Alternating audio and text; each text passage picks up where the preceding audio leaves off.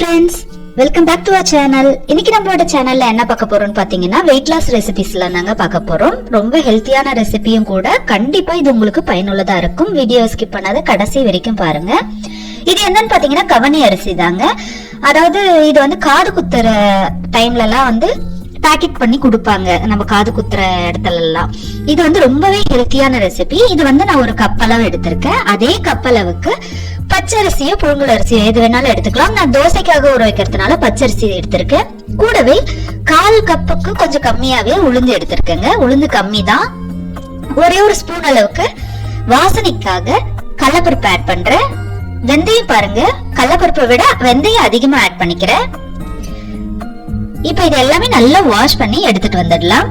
எடுத்துட்டு வந்துட்டு இந்த பாருங்க, வாஷ் பண்ணி எடுத்துட்டு வந்துட்டு இத நம்ம தண்ணி ஊத்தி ஊற வச்சிடலாம்.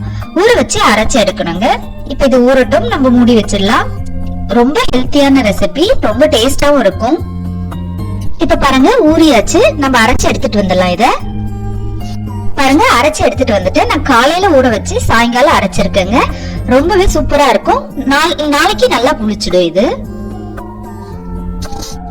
கவனி அரிசியை போட்டு இப்ப பாருங்க மாவு எவ்வளவு சூப்பரா தயாராயாச்சு. இப்ப இதை நம்ம தோசை செய்யலாம். நார்மல் தோசை எப்படி வருமோ அதே மாதிரி தாங்க. உங்களுக்கு கல்லுல எல்லாம் ஒட்டவே ஒட்டாது. ரொம்ப டேஸ்டாவும் இருக்கும். இதை நீங்க தாளிச்சு கூட செய்யலாம். குழி பணியாரமா செய்யலாம். அப்படி இல்லைன்னா இட்லியா கூட ஊத்தலாம். பட் தோசையா தாங்க நான் ஊத்திருக்கேன். ரொம்பவே நல்லா இருக்கு. நீங்க கவனி அரிசிய ஃபுல்லா போட்டு கூட செய்யலாம். அதை விட கொஞ்சமா நம்ம கூட பச்சரிசி போட்டோம்னா தோசையும் சூப்பரா வருது, டேஸ்டாவும் வருது. அதுக்காக தான் இதை ஆட் பண்ணேன். வெயிட் லாஸ் பண்றவங்க இந்த ரெசிபி எல்லாம் ஃபாலோ பண்ணலாம். இப்ப இத திருப்பி போட்டு நம்ம எடுத்துடலாங்க. இதுக்கு கார சட்னி, அந்த மாதிரி வெங்காய சட்னி எல்லாம் சூப்பரா இருக்கும். கவனி அரிசி தோசை தயாராயாச்சு பாருங்க. இதுக்கு நான் வெங்காய தக்காளியை வணக்கிதான் சட்னி பண்ணிருக்கேன். ரொம்ப டேஸ்டாவும் இருந்து ஹெல்த்தியாவும் இருந்தது. 2 தோசை எடுத்தீங்கனாலே ரொம்ப திருப்தியா இருக்கும். கண்டிப்பா இதை ட்ரை பண்ணி பாருங்க.